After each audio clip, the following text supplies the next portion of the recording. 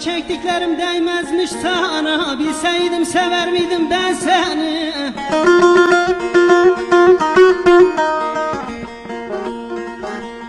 Her türlü çileyi sen verdin bana, bilseydim sever miydim ben seni?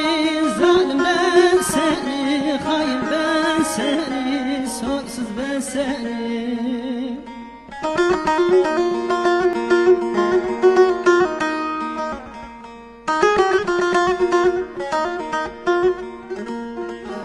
Ben kan ağlarken gönlün hoş senin, sevdalardan uzak fikrin boş senin.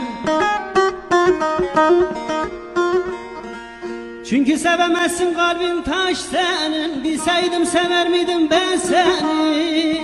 Zalim ben seni, soysuz ben seni, hain ben seni.